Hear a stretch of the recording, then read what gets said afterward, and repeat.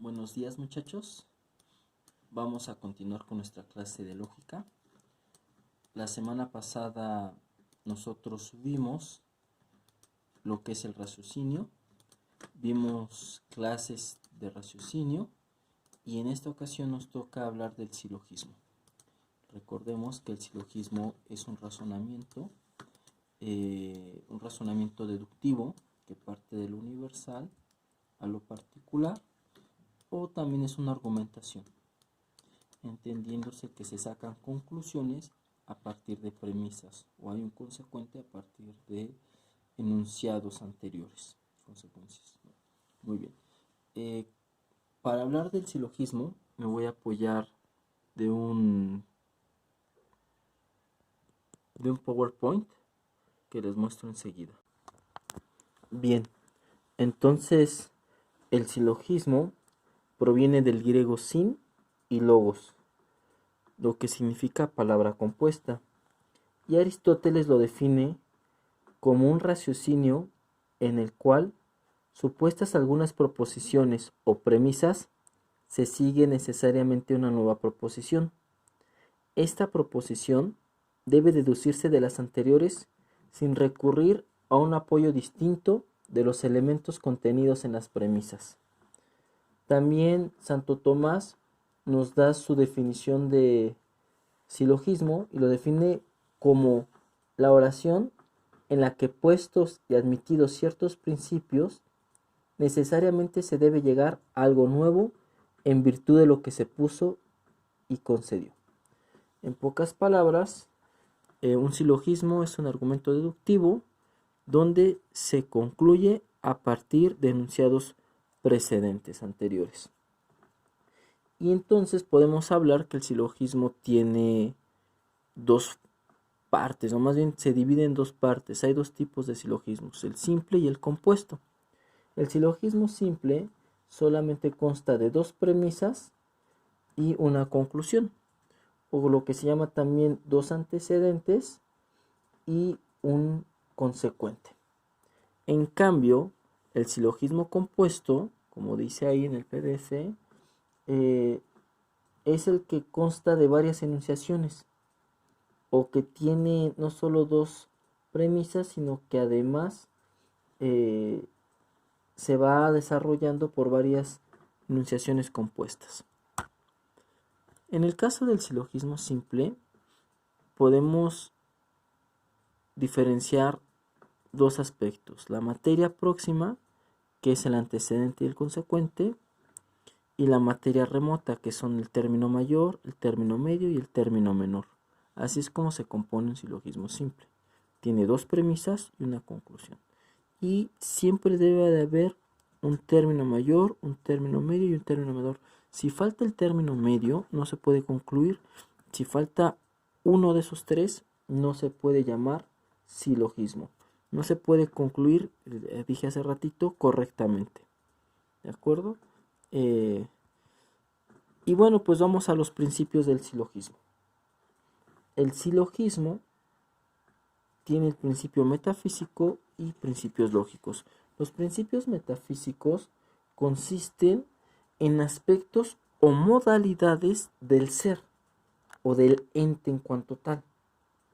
Tenemos, por ejemplo, el primero, que es el de conveniencia, que significa que lo que conviene esencialmente a un universal conviene igualmente a sus distintos particulares. O de otra forma dicha, lo que son iguales a un tercero son iguales entre sí. El de discrepancia, como dice ahí, dice que lo que esencialmente repugna a un universal repugna igualmente a sus distintos particulares.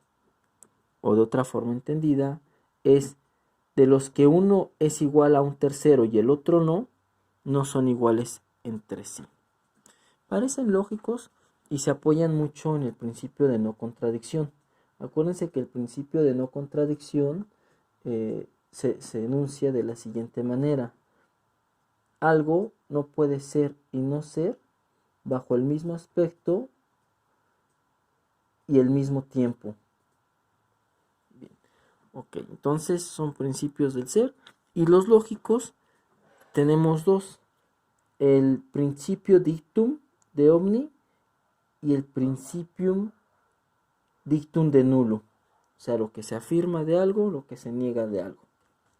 En el caso del principio de afirmación, lo vamos a entender como todo lo que se afirma de una manera esencial y completa de un universal debe igualmente afirmarse de sus distintos particulares. Lo repito otra vez. Todo lo que se afirma de una manera universal y esencial debe igualmente afirmarse de sus distintos particulares. Y el principio de negación se entiende de la siguiente manera. Todo lo que se niega de una manera esencial y completa de un universal debe igualmente negarse de sus distintos particulares. Bien, ¿para qué nos sirven estos dos principios? Pues si el silogismo está en concordancia con los principios metafísicos y los principios lógicos, entonces el resultado va a ser verdadero y al mismo tiempo correcto. Es decir, que si lo que se predica de algo coincide y además eso está en sintonía con el mismo ser o con el mismo ente, pues tenemos un silogismo verdadero y correcto al mismo tiempo. Ahora bien, vamos a hablar de las reglas generales del silogismo, las cuales son 8 y que tenemos aquí.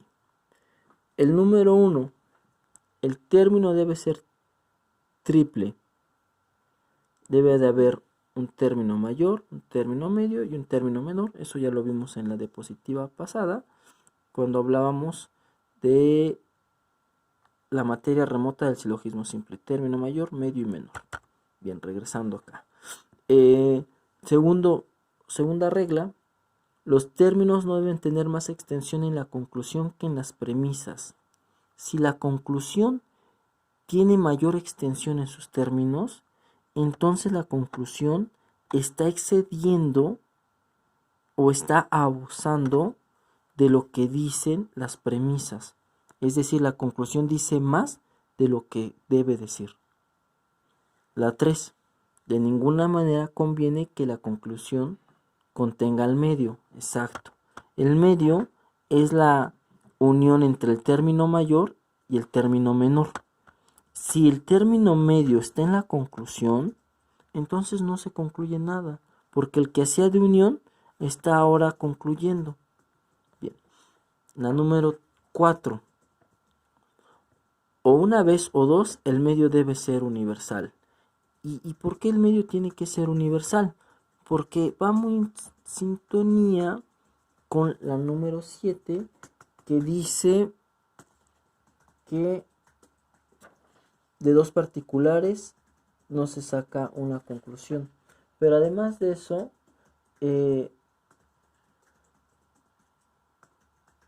si, a ver, estamos... sí.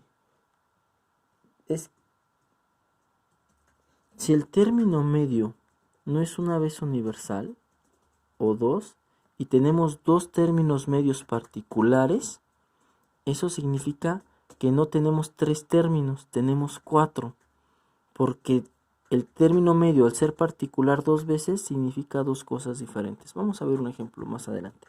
El número 5 dice que si cada premisa niega, nada se seguirá de ahí, y eso es muy verdad, porque de dos negativas nada puede establecerse.